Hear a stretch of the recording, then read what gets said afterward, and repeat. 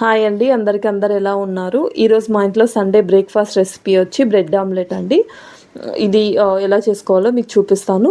అలాగే మీ ఇంట్లో ఏ స్పెషల్ చేసుకున్నారు సండే అని ఖచ్చితంగా కామెంట్ చేయండి.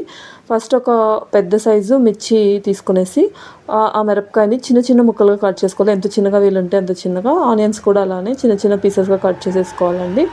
రెండు కట్ చేసేసుకొని మనము ఎగ్ కొట్టేసుకొని దాంట్లో కలిపేసుకుందాం. దీన్ని మనం 2 వెరైటీస్గా చేసుకోవచ్చు. ఎగ్ని ఆమ్లెట్ని ఎగ్ మిక్చర్లో ముంచేసుకొని చేసుకోవచ్చు, లేదా ఆమ్లెట్ వేసేసుకొని దానిపైన కూడా వేసుకోవచ్చు. నేను 2 టైప్స్ చూపిస్తాను ఈరోజు. మీకు ఎలా ఈజీగా ఉంటే అలా చేసుకోవచ్చు. ఇదైతే చాలా సింపుల్ రెసిపీ అండి. మనం బ్రేక్ఫాస్ట్కి లేదా ఈవినింగ్ స్నాక్స్కి పిల్లలకి అలా కూడా చేసి పెట్టచ్చు. మేము ఇద్దరమే కాబట్టి నేను 3 ఎగ్స్ కొట్టేసుకున్నాను. మీరు కొంచెము ఎక్కువ మంది ఉంటే నాకు 5 బ్రెడ్లకు అయ్యింది. మీరు ఇంకా కొంచెం ఎక్కువ మంది ఉంటే ఒక 4 to 5 ఎగ్స్ తీసుకున్నా సరిపోతుందండి. ఇప్పుడు ఎగ్గులు కొట్టేసుకునేసి దాంట్లోకి కొద్దిగా సాల్ట్, ముందుగా కట్ చేసుకున్న మిర్చి, ఆనియన్స్ 2 వేసేసుకొని బాగా బీట్ చేసేసుకోవాలి. నేను మొన్న రీసెంట్గా విస్కర్ తెచ్చాను, దాంతో చేసుకున్నాను. మనం స్పూన్తో చేసుకున్నా సరిపోతుంది. కొద్దిగా మిరప్పొడి, కొద్దిగా గరం మసాలా వేసాను. ఆల్రెడీ మిర్చి ఉంది కాబట్టి మనం మిరప్పొడి కొంచెం వేసుకున్నా సరిపోతుంది.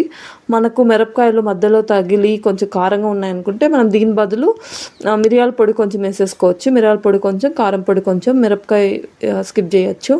తర్వాత దీన్ని మంచిగా బీట్ చేసేసుకోవాలి, ఏమి అంత బాగా ఎగ్లో కలిపేసేలాగా. తర్వాత ఇది వచ్చి బ్రెడ్ ప్యాన్ తీసేసుకొని ఫస్ట్ బ్రెడ్ని కాల్చుకుందాము. బ్రెడ్ కాల్చుకొని మళ్ళీ ఆమ్లెట్ వేసుకుంటే చాలా బాగుంటుంది టేస్ట్. ఫస్ట్ నెయ్యి కొంచెం వేసేసి దాంట్లో బ్రెడ్ని అటు సైడు ఇటు సైడు 2 సైడ్లు కొద్దిగా ఎర్రగయ్యేలా కాల్చుకోవాలి. మీకు వద్దు అనుకుంటే అలాగ డైరెక్ట్గా కూడా వేసుకోవచ్చు, అది మన ఇష్టము. మనకి ఏ రెసిపీ అయినా కానీ మనకు తగ్గట్టు మనం ఎలా తింటామో ఏ రెసిపీనైనా మనం అలా మార్చుకోవచ్చు. ఖచ్చితంగా ఇలానే చేయాలని ఏం లేదు. మన టేస్ట్కి తగ్గట్టు మనము డిఫరెంట్గా చేసుకోవచ్చు.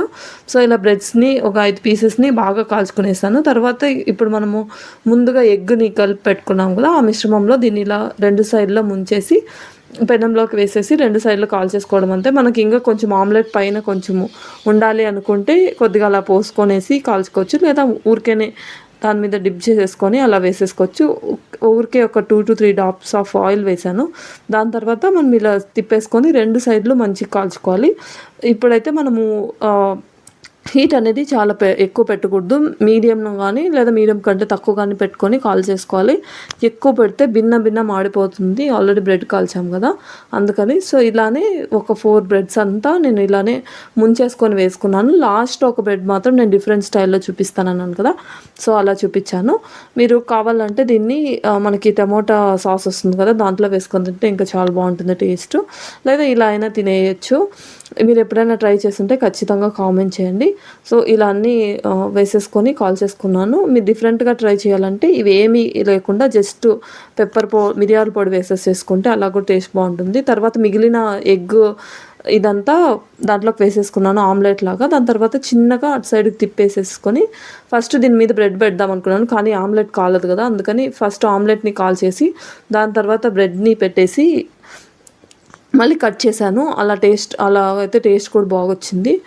2 బాగున్నాయి టేస్ట్. కొంచెం ఆమ్లెట్ పైన అయితే మనకి ఎగ్ ఎక్కువ కనిపిస్తుంది, డిప్ చేసిందంటే మనకి ఎగ్ మిక్చర్ అంత ఎక్కువ అనిపించదు. తర్వాత ఇలా హాఫ్ పీస్గా కట్ చేసేసుకొని దాన్ని మర్చేసుకున్నాను అంతే. 2 ముక్కలుగా కట్ చేసి తీసుకొని తింటే చాలా బాగుంటుంది. మనం టమాటో సాస్లో వేసుకొని తింటే ఇంకా చాలా బాగుంటుందని టమాటో సాస్ అద్దుకొనేసి.